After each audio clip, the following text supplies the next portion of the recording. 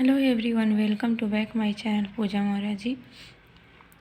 तो I hope आप सभी लोग बहुत अच्छे होंगे, मस्त होंगे। और कुछ लोगों का तो आज एग्ज़ाम भी है, तो उन लोगों के लिए ऑल द बेस्ट। एकदम एग्ज़ाम में अच्छा करके आइएगा, ठीक है। तो मस्त माइंड ब्लोइंग एग्ज़ाम हो आपका, यही चाहेंगे हम। और सही है, करिएगा अच्छा। टेंशन लेने की ज़रूरत है नहीं, एकदम कूल होके पेपर दीजिएगा, पेपर बहुत अच्छा होगा, ठीक है। तो चलिए बात करते हैं आज हम संस्कृत में क्या है भाषा अर्जनम एवं अधिगम की, ठीक है।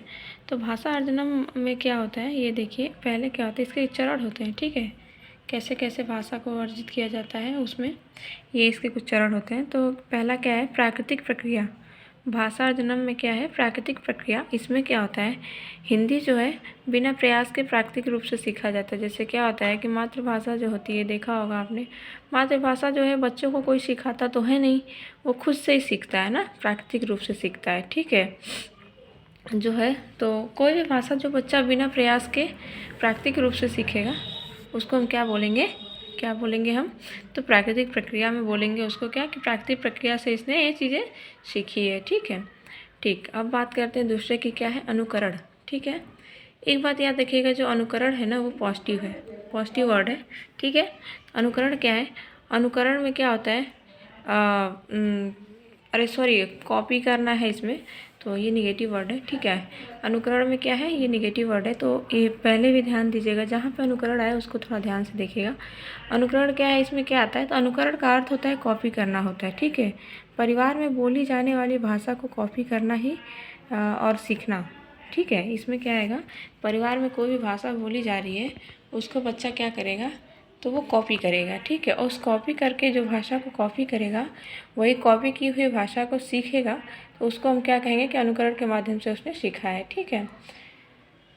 अब बात करते हैं परिवार की, क्या, तो परिवार में क्या होता है कि जो भी चीज़ें हैं, जो भाषा है या कोई भी चीज़ है, यहाँ पे हम भाषा की बात कर रहे हैं तो हम भाषा की बात करेंगे, भाषा से रिलेट करेंगे कि परिवार में क्या होता है ना, बच्चा जो भाषा सीखता है वो परिवार से सीखता है, ठीक है। जो भाषा सीखता है वो परिवार से सीखता है, तो उसमें ये आ जाएगा कि परिवार से जो भाषा सीखी जाती है, ठीक है।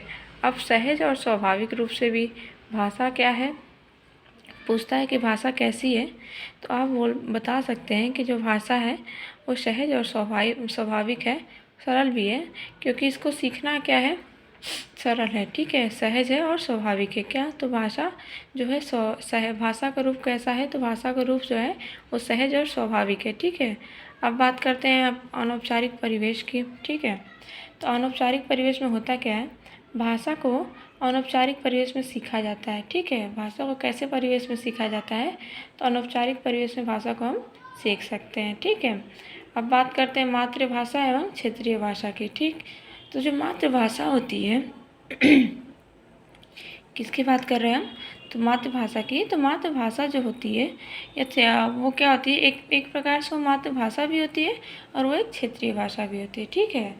तो चलिए ठीक है, ये रहा हमारा भाषा अर्जन के पार्ट्स जिसको हमने एक्सप्लेन करा आपको, ठीक है। तो आपके लिए हेल्पफुल होगा संस्कृत में भी, क्योंकि संस्कृत और हिंदी का जो है सेम चीज़ें हैं, लेकिन क्या है, बस लैंग्वेज का डिफरेंट आता है, ठीक। हाँ, अब बात करेंगे भाषा अधिगम के बारे में, ठीक है। ठीक, तो देखिए भाषा अधिगम क्या होता है, सीखना, ठीक है। क्या है, जैसे कि कोई भी भाषा को अगर हम सीख रहे हैं, ठीक, तो उसमें अगर हमें किसी संसाधन की आवश्यकता हो रही है तो वही भाषा अधिगम होता है। क्या, किसी भी भाषा को सीखने के लिए अगर हमें किसी संसाधन की आवश्यकता पड़ती है ना, ज़रूरत पड़े, तो वही क्या होगा, भाषा अधिगम होगा। यही इसका शॉर्ट में अगर बोले तो डिफिनीशन होगा। चलिए थोड़ा डीपली देख लेते हैं। क्या है, जब किसी भाषा को, क्या है, जब किसी भाषा को सीखने के लिए संसाधन की ज़रूरत पड़े तो भाषा अधिगम होता है। वही हमने बात बताया था कि किसी भाषा को सीखने के लिए अगर हमें संसाधन की आवश्यकता पड़ती है तो क्या होता है, भाषा अधिगम होता है, जिसे हम द्वितीय भाषा कहते हैं। अगर संसाधनों के द्वारा अगर कोई भाषा सीखी जाती है तो उसे हम द्वितीय भाषा कहेंगे। इसका ध्यान रखिएगा। इसमें नियम, व्याकरण एवं संसाधनों की ज़रूरत पड़ती है। दूसरे भाषा को सीखने के लिए नियम, व्याकरण और संसाधनों की ज़रूरत पड़ती है। यह विद्यालय से प्रयास और जटिल तरीके से सीखी जाती है। जो द्वितीय भाषा होती है वो विद्यालय से प्रयास करके और जटिल तरीके से सीखी जाती है और औपचारिक रूप से भी सीखी जाती है। कौन सी भाषा? तो द्वितीय भाषा। ठीक है, तो ये रहा भाषा अधिगम के बारे में। अब एक क्वेश्चन कर लेते हैं। क्या है? भाषा अधिग्रहणस्य अर्थ अस्ति, मतलब भाषा अधिग्रहण क्या अर्थ है? ठीक है, अनौपचारिक परिवेशे अचेतन रूपे अप्रयासम भाषाया शिक्षणम। क्या होगा? जो अनौपचारिक परिवेशे अचेतन रूपे अप्रयासम भाषाया शिक्षणम। जैसे क्या होता है, इसका क्या होगा कि भाषा अधिक क्या अर्थ है? आपका प्रश्न है। ठीक है, आंसर ये होगा अनौपचारिक परिवेश में जैसे भाषा का जो शिक्षण होगा, ठीक है, ये होगा अचेतन रूप, यानी अचेतन रूप से क्या होगा? भाषा का शिक्षण का। ठीक है, ये इसका अर्थ है। और यहाँ अधिग्रहणस्य का मतलब क्या होगा? मतलब इसका हमने यहाँ लिखा है अधिग्रहणस्य, इसका अर्थ क्या होता है तो ये जान लीजिए। अधिग्रहणस्य का अर्थ होता है अर्जन करना। किसी भी चीज़ को अगर आप अर्जित कर रहे हैं, अर्जन कर रहे हैं, तो उसको हम अधिग्रहणस्य बोलते हैं। इसमें ग्रहणस्य है तो देखें, ग्रहणस्य मतलब कोई भी चीज़ को ग्रहण करना। ठीक है, तो अधि लगा हुआ है तो उसको क्या होगा? अर्जन करना। ठीक है, तो बात करते हैं क्या बोलते हैं पढ़ने के प्रकार। ये जो है स्कीमिंग एंड स्कैनिंग, ये काफ़ी इम्पॉर्टेंट है, हम बता दे रहे हैं। हमने भी कुछ सेट देखा था तो उसमें ये चीज़ें था। ठीक है, तो क्या है स्कीमिंग? क्या है इसमें देखते हैं।